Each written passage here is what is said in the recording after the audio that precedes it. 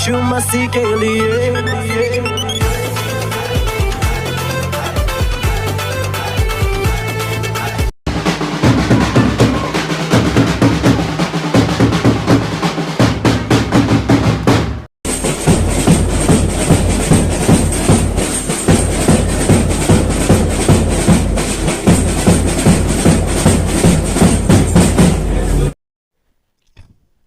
Praise the lord.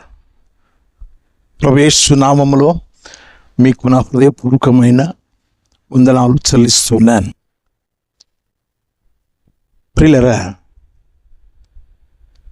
విన్న పాటలను బట్టి హవక్కయ్యారా? నేటి కాల పరిస్థితులను బట్టి ఇటువంటి పాటలు మన మధ్యకు వచ్చేసాయి. వీటిని డీజే సౌండ్స్ అంటారు, డీజే సాంగ్స్ అంటారు. కొద్దిగా ఆలోచన మీరు చేయాలి. ఇశ్రాయేలీలతో ఆనాడు ఐగుప్తీయులలో కొంతమంది మిశ్రిత జనము వారితో వెంట వచ్చారు. మీరు సంఖ్యాకాండం 11వ అధ్యాయం 4వ వాక్యంలో ఇశ్రాయేలీలతో మిశ్రిత జనం అంటే ఆ ఐగుప్తులో ఉన్నప్పుడు అన్యులతో సహవాసం చేసి అన్యులతో సంబంధాలు ఏర్పాటు చేసుకొని వారి సంబంధాలను బట్టి బయటకు వచ్చిన తర్వాత కూడా ఈ మిశ్రిత జనం వారితో ఉన్నంత కాలం వారికి అపజయాలు కలుగుతూ ఉండేవి. వారి ఆచారాలు అన్ని ఆచారాలు, వారు చేస్తున్న కొన్ని కార్యక్రమాలు దేవుని కోపం తెచ్చిపెట్టేవి. మిశ్రిత జనము ఇశ్రాయేలీలో ఉన్నంత కాలం ఇశ్రాయేలీలకు నెమ్మది లేదు. అలాగే క్రైస్తవులలో నిర్జీవమైన నామకార్థ క్రైస్తవులు ఉన్నారు. ఈ నామకార్థ క్రైస్తవులు ఇటు భక్తి చేయలేరు, ఇటు లోకంలోకి వెళ్ళిపోరు. వీళ్ళు అటు ఇటు కానివారు నామకార్థ క్రైస్తవులే. వీరు కొంచెం కాలం లోకంలో ఉంటారు, కొంచెం కాలం దేవుల్లో ఉంటారు. ఇటువంటి వారితో బహు ప్రమాదం. వారి ద్వారా జరిగే నష్టం ఏమిటి అంటే వారు కోరుకునేది అల్లరి కావాలి, వారికి సందడి కావాలి, భయంకరమైన వారు ఆలోచనలతో ఉంటారు. వారే ఖర్చు పెట్టుకుంటారు, వారే డబ్బులు ఇస్తారు, వారే ఈ అల్లరి కార్యక్రమాలకు అధ్యక్షులుగా ఉండి పనిచేస్తారు. మిగతా వారంతా కూడా చూస్తూ ఉండిపోతారు, ఏమీ చేయలేరు. ఈ యొక్క అల్లరి మూక ఏ సంఘంలో ఉంటారో ఆ సంఘములో డీజే సౌండ్స్ వినబడుతూ ఉంటాయి. ఆ ప్రాబ్లం ఉన్నవారు అల్లాడిపోతూ ఉంటారు. అనారోగ్యంతో ఉన్నవారు ఎగిరెగిరి పడతారు మంచాల మీద. గవర్నమెంట్ వారు ఈ డీజే సౌండ్స్ను ఆపాలని, అదుపులో పెట్టాలని వారు ప్రయత్నం చేస్తూ ఉన్నారు. ఇంకా అది అధికారపూర్వకంగా ఇంకా రాలేదు ఆ ఆజ్ఞలు, ఆ శాసనాలు. ఈరోజు క్రీస్తునందు నా ప్రియమైన దేవుని పిల్లలురా, క్రైస్తవ లోకంలో క్రైస్తవ పాటలలో కూడా డీజే సౌండ్స్,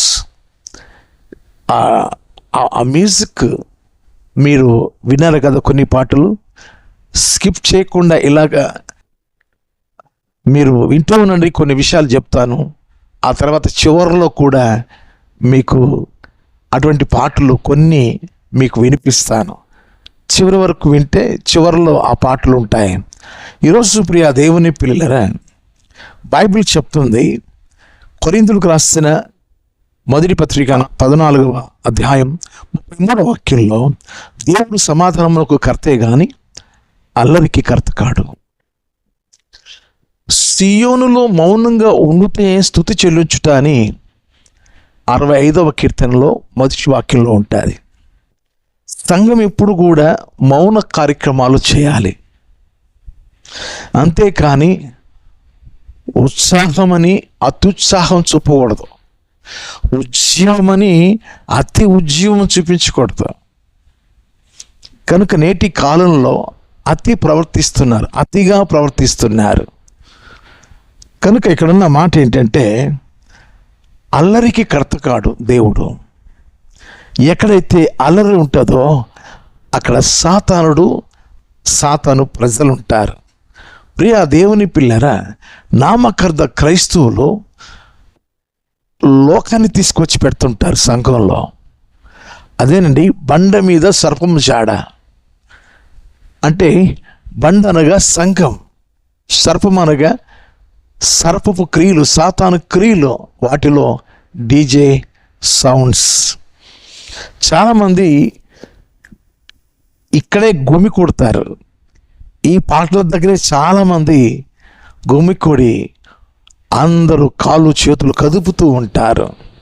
క్రిస్మస్ అంటే అది కాదు కదా, అది ఆత్మ సంబంధమైన ఆరాధన కదా. దేవుడు కోరుకునేది ఆత్మ సంబంధమైన ఆరాధన. కొన్ని మాటలు ఇంకా మీకు వినిపించాలని ఆశిస్తున్నాను ప్రియులారా. చూడండి, అపోస్తల కార్యముల గ్రంథంలో 4వ అధ్యాయం 25వ వాక్యం. అన్యజనులు ఎలా అల్లరి చేసిరి, ప్రజలెందుకు వ్యర్థమైన ఆలోచనలు పెట్టుకునిరి. ఇది ప్రవచనం. అన్యజనులు ఎలా అల్లరి చేసిరి, ప్రజలెందుకు వ్యర్థమైన ఆలోచనలు పెట్టుకునిరి. ఇవన్నీ వ్యర్థమైన ఆలోచనలు. ఈ ప్రవచనం ఎక్కడుందంటే 2వ కీర్తన మొదటి వాక్యంలో ఉంటుంది. అన్యజనుల మధ్య ఇటువంటి ఉత్సవాలు, ఊరేగింపులు, తిరణాళ్ళు ఇవి కనబడతాయి. కానీ క్రైస్తవుల మధ్యలో కూడా వచ్చేసినాయి. ఈ యొక్క డ్యాన్స్ ప్రోగ్రాం చూడడానికి ముసలమ్మలు ఆడ కూర్చో ఉంటారు, మందిరానికి రారు. మా అమ్మ ముసలమ్మ అయిపోయిందండి, మా నాన్న ముసలాడు అయిపోయాడు, మరి డ్యాన్స్ ప్రోగ్రాం దగ్గర ఉన్నారే, అక్కడ ఉంటారు, ఇక్కడికి రారు. అవి అంటే ఇష్టం వాళ్ళకి. మందిరం అన్న కానీ, మందిరంలో ఆరాధన కానీ అవి ఇష్టం ఉండదు. నేటి కాల క్రైస్తవులలో ఇంకా 2 తెగలున్నారు. ఎక్కడ డబ్బు ఉంటే ఈ కార్యక్రమాలు జరుగుతాయి. కనుక ఈరోజు క్రీస్తునందు నా ప్రియమైన దేవుని పిల్లలారా, ఒకసారి మనం ఆలోచన చేయాలి.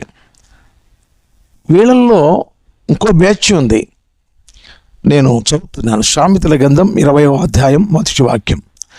ద్రాక్షరసము విక్రింతల పాలు చేయును, మద్యము అల్లరి పుట్టించును, దాని వశమైన వారందరూ జ్ఞానము లేనివారు. మద్యము అల్లరి పుట్టించును.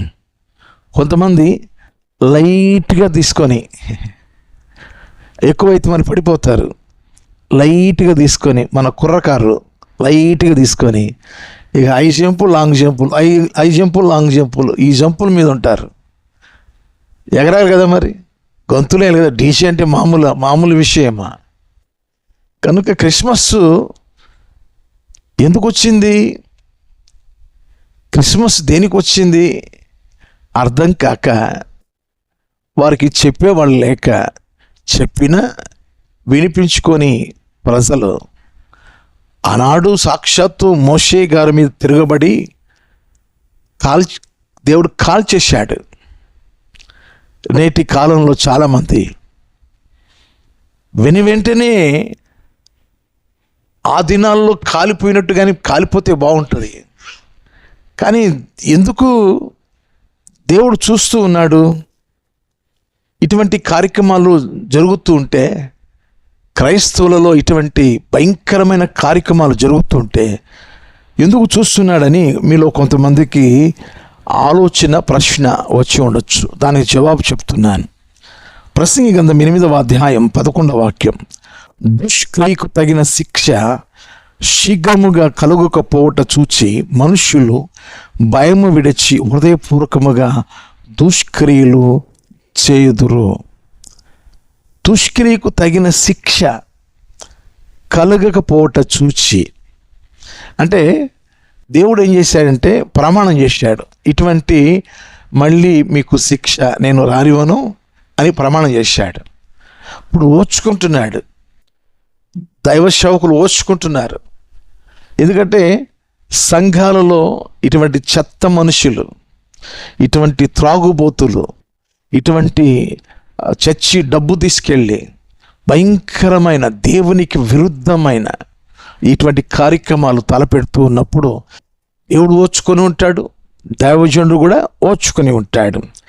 దుష్కర్యకు తగిన శిక్ష కలగకపోవటం చూసి మనుషులు భయము విడిచి హృదయపూర్వకముగా దుష్కర్యలు చేయుదురు.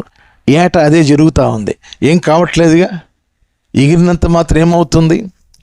ఏమవుతుందండి? డీజే సాంగ్స్ మరి ఉన్నాయి కదా, మరి వాళ్ళ ఇష్టం, వాళ్ళు సొంతంగా వాళ్ళు డబ్బులు వేసుకొని, వాళ్ళే ఆ డబ్బులు వేసుకొని ఆ కార్యక్రమాలు చాలా ఖరీదైన డీజే సౌండ్ సిస్టమ్ తెచ్చుకొని దాని ముందు దేవుని పాటల్లో కూడా డీజే వచ్చేసినాయండి. భక్తిపూర్వకంగా పాడుకునే పాటలు తీసుకెళ్ళి డీజే సౌండ్స్లో పెట్టేసి ఈ కుర్రకారంతా కూడా వారి ఇష్టానుసారంగా జీవిస్తున్నారు. కారణం ఏంటంటే ఆనాడు మోషే కాలంలో వెంటనే దేవుని కోపం వారిని కాల్చివేసింది, కానీ దేవుడు దాన్ని మార్చుకున్నాడు. అలా నేను చేయకూడదని మార్చుకున్నాడు. ఎందుకో తెలుసా? మారుతారని, తెలుసుకుంటారని.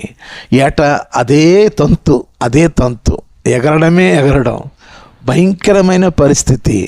ఇలాగా మాకు లాంటి వాళ్ళు చెప్తే కౌంటర్స్ వేయడం, ఇలాంటి మాలాంటి వాళ్ళు ఇలాంటి విషయాలు చెప్పుచ్చినప్పుడు వారి మీద విరుచుకుపడడం. కనుక ఇంకా కొన్ని మాటలు చెప్తాను. మరి ఏంటండి మీకు వచ్చిన బాధ ఏంటి అని మీరు నన్ను అడిగితే, నా ప్రియమైన దేవుని పిల్లలరా, లేఖనాల్లో మనం చదువుకోవాలి. లేఖనాల్లో చదువుకోకపోతే చాలా మనం నష్టపోవాల్సి వస్తుంది. మనం ఒకసారి గలతీయులకు రాసిన పత్రికలో 5వ అధ్యాయం 21వ వాక్యం, రోమిలకు రాసిన పత్రిక 13వ అధ్యాయం 13వ వాక్యం, ఆ రెండు వాక్యాలు చూడండి. గలతీయులకు రాసిన పత్రిక 5వ అధ్యాయం 21వ వాక్యం, రోమిలకు రాసిన పత్రిక 13వ అధ్యాయం 13వ వాక్యం. అక్కడ ఏముందంటే, అల్లరితో కూడిన ఆటపాటలు, అల్లరితో కూడిన ఆటపాటలు అవి శరీర కార్యాలు. దేవునికి విరుద్ధమైన శరీర కార్యాల్లో అక్కడ గలతీయులకు రాసిన పత్రికలో 15 ఉన్నాయి. 15లో ఇది చివరిది, అల్లరితో కూడిన ఆటపాటలు. దేవుడు చూస్తూ సహించలేడు. మీకు పాత నిబంధనలోనే చూపిస్తాను చూడండి. యెషయా గ్రంథం 13వ అధ్యాయం 4వ వాక్యం, బహుజనుల ఘోష వలె కొండలలోని జనసమూహము వలన కలుగు శబ్దము వినుడి, కూడుకొను రాజ్యముల జనములు చేయు అల్లరి శబ్దము వినుడి. సైన్యములకు అధిపతియగు యెహోవా యుద్ధమునకై తన సేనను వ్యూహక్రమముగా ఏర్పరుచున్నాడు. ఈ యొక్క శబ్దాలు ఆయన విని తన వ్యూహాన్ని, తన దూతల సైన్యాన్ని, శూర కార్యములు చేసే సైన్యాన్ని సిద్ధం చేస్తున్నాడు. ఆనాడు ఇశ్రాయేలీలు వాళ్ళ ఇష్టానుసారంగా చిందులు వేస్తుంటే మోషేతో చెప్పాడు, నేను అగ్గితో కాల్చబోతున్నాను అన్నాడు. మోషే అడ్డుపడ్డాడు. కనుక్కునేవారు బతికిపోయారు. ఈరోజు నా ప్రియమైన దేవుని పిల్లారా, దైవజనులు అడ్డుపడుతున్నారు. దేవా, ఈ అల్లరి జనం నా మాట వినటం లేదయ్యా, అయా వారిని క్షమించమని దైవ జనాంగం దేవుని పాదాల దగ్గర పడిపోతున్నారు. క్రైస్తవ లోకంలో జరగకూడనివి వాటిలో ఇది భయంకరమైనది. అన్ని చోట్ల ఇది జరగదు, కానీ కొన్ని చోట్ల ఇటువంటి కార్యక్రమాలు జరుగుతున్నాయి. DJ sounds. మీకు ఒక ఆత్మీయ సత్యము నేను చెప్పాలని నేను ఆశిస్తూ ఉన్నాను. ఇశ్రాయేలీయులు ఎప్పుడైతే వారు విడిపించబడి బయటకు వచ్చారో 430 సంవత్సరాలలో ఐగుప్తు దాస్యం కింద వారు విడిపించబడి వస్తున్నప్పుడు వారితో పాటు మిశ్రిత జనం కూడా ఉన్నారు. కనుక అక్కడక్కడ అప్పుడప్పుడు వారు అవాంఛనమైన సంఘటనలు వారు జరిగిస్తున్నప్పుడు దేవుడు కోప్పడేవాడు. అలాగే నేటి కాలంలో క్రైస్తవులలో కూడా ఇటువంటి నీచ కార్యములు జరిగించేవారు లేకపోలేదు. దానికి సపోర్ట్ చేసేవారు కూడా ఉన్నారు. క్రీస్తునందు నా ప్రియ దేవుని పిల్లారా, మీకు ఒక ఆత్మీయ సత్యం చెప్పాలని నేను ఆశపడుచున్నాను. కొరింథీయులకు రాసిన మొదటి పత్రిక 3వ అధ్యాయం 16-17 వాక్యాలు. మీరు దేవుని ఆలయమై ఉన్నారని, దేవుని ఆత్మ మీలో నివసించున్నాడని మీరు ఎరుగరా? ఎవడైనను దేవుని ఆలయమును పాడు చేసిన యెడల దేవుడు వానిని పాడు చేయను. దేవుని చేత అనుగ్రహించబడింది ఈ దేహం. ఈ దేహం దేవాలయం. ఈ దేహాన్ని దేవుడు దేవాలయంగా దేవుణ్ణి మహిమపరచమని కోరుతున్నాడు. కారణం ఏంటంటే ఈ దేహంలో దేవుని ఆత్మను ఉంచాడు గనక అది దేవాలయంగా మీరు కాపాడుకోండి.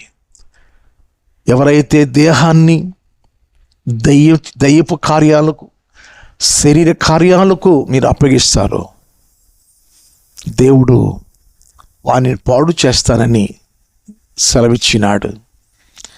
క్రీస్తునందు నా ప్రియమైన దేవుని పిల్లలారా, ఈ క్రిస్మస్ అర్థం దేవుని అంటే క్రీస్తును ఆరాధించడమే కదా దాని అర్థం. క్రైస్ట్ మాస్ అంటే క్రీస్తుకు ఆరాధన కదా. క్రీస్తుకు ఆరాధన ఒక వేదిక మీద చక్కని పాటలు పాడి, మంచి మ్యూజిక్ అందించి, మంచి ప్రసంగికుని ద్వారా మంచి ఆత్మీయ సందేశం అందించి, చక్కగా అందరూ కలిసి భోజనం చేసి, అందరూ కలిసి ఆత్మ సంబంధమైన ఆనందాన్ని ఆస్వాదించినప్పుడు ఎంత బాగుంటుంది. అటువంటి కార్యక్రమాలు తలపెడితే ఎంత బాగుంటుంది. ఎందుకు ఈ చిందులు దేనికి అవసరం అంటారా? ఈ డీజే సౌండ్స్ అవసరం అంటారా? ఆలోచన చేయండి. ఈ దేహం మనది కాదు, ప్రాణము మనది కాదు, ఆత్మ మనది కాదు. ఇది దేవుడు ఏర్పరచుకున్న దేవాలయం. దేవాలయంగా పవిత్రంగా కాపాడుకోవాలి. ఈ దేహాన్ని మన ఇష్టానికి ఈ దేహాన్ని వాడుకోకూడదు. ఈ దేహము అనబడే ఈ ఆలయాన్ని ఎవరైతే పాడు చేస్తారో దేవుడు వానిని పాడు చేస్తానని వాక్యం చెప్తుంది. దయచేసి నా ప్రియమైన యవన జనాంగమా, ఈ క్రిస్మస్ దినాలలో మీకు డీజే సౌండ్స్ కావాలని, ఆ డీజే సాంగ్స్ మీద మీరు డ్యాన్స్ చేయాలని, ఒకవేళ అల్లరిగా మీరు రేపుతుంటే సమాజాన్ని మానుకోండి. దేవుడు అల్లరికి కర్త కాడు, దేవుడు సమాధానానికి కర్త. కొంతమంది దైవజనులు ఖండిస్తారు, కొంతమంది దైవజనులు చూస్తూ ఏమీ చేయలేక దేవునికి చెప్తూ ఉంటారు, అయ్యా నా మాట వినరయ్యా. దానికి కొంతమంది పెద్దలు సహకరించరు. అటువంటి చోట ఇటువంటి కార్యాలు జరుగుతూ ఉంటాయి. మా దైవజనుడు ఏమీ అనడండి, మా సంఘ పెద్దలు ఏమనరండి, వారిని ఈ పెద్దలు కొంతమంది మారు మనస్సు అక్కర్లేని కొంతమంది పెద్దలు కూడా ఉంటారు. వారికి సంఘంలోంచి కొంత డబ్బు కూడా ఇవ్వడానికి ప్రయత్నం చేస్తారు. ఇటువంటి కార్యాలు జరగకూడదని నేను ఆశిస్తూ ఉన్నాను. చూడండి, యాకోబు రాసిన పత్రిక 3వ అధ్యాయం 16వ వాక్యం, ఎలాగనగా మత్సరమును వివాదము ఎక్కడ ఉండునో అక్కడ అలరియు ప్రతి నీచ కార్యము ఉండును. ఎక్కడ మత్సరం ఉంటుందో, ఎక్కడ వివాదం ఉంటుందో, అల్లరిగా గొడవలుగా భయంగా ఉంటుంది చూసేవారికి. వద్దు, ఇవి దైవ జ్ఞాన సంబంధమైనవి, దైవ కార్యాలు ఇవి దురాత్మ చేసే కార్యాలు. అల్లరి ఎక్కడా ఉండకూడదు, గోల ఎక్కడ ఉండకూడదు, ఘోష ఎక్కడ ఉండకూడదు. సీయోనులో మౌనముగా ఉండుటయే స్తుతి చెల్లించుట. ఈరోజు మనము నిజముగా క్రిస్మస్ జరుపుకునేవారు ఏ కార్యక్రమమైనా సరే ప్రభువును ఆరాధించుకోవడమే. చిన్నపిల్లలను సిద్ధపరచండి పాటలు పాడడానికి, యవనస్తులను సిద్ధపరచండి పాటలు పాడడానికి, పెద్దవారిని వృద్ధాపదశలో ఉన్న వారిని ప్రోత్సహించండి, యూత్ను ప్రోత్సహించండి. కమ్మని పాటలు పాడగలిగే కొంతమంది సంఘంలో ఉంటారు. మంచి మ్యూజిషియన్స్ని తీసుకొచ్చుకోండి, మంచి పాటలు పాడండి, క్రిస్మస్ గీతాలు ఆలపించండి. మంచి దైవజనులు ఈ క్రిస్మస్ గురించిన సందేశాలు అందించడానికి ఎంతోమంది ఉన్నారు. వారిని ఆహ్వానించండి. ఓ చక్కని సందేశం మీరు వినేటట్టుగా ఆ సిద్ధపాట్లు చేయండి. పిల్లలకి మంచి గిఫ్ట్స్ ఇవ్వండి. యవనస్తులకు కూడా బైబిల్ సంబంధమైన మరి క్విజ్లు, బైబిల్ సంబంధించిన కొన్ని కార్యక్రమాలు పెట్టండి. సాంగ్స్ కాంపిటీషన్ పెట్టండి, స్పోర్ట్స్ పెట్టండి. పిల్లలకి మంచి సాంగ్స్, క్విజ్ ఇవన్నీ పెట్టవచ్చు.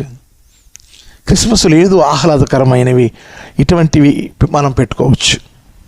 సాంగ్స్ కాంపిటీషన్ పెట్టచ్చు, స్పోర్ట్స్ పెట్టచ్చు. వాటికి కొంత ప్రైజులు, ఫస్ట్, సెకండ్, థర్డ్ ఈ ప్రైజులు పెట్టి వారిని ఎంకరేజ్ చేయొచ్చు. ఒక క్రిస్మస్ కప్పులాగా క్రికెట్, ఒక క్రిస్మస్ కప్పులాగా కబడ్డీ యవనస్తులకు అలా పెట్టచ్చు. అంతేగాని ఇటువంటి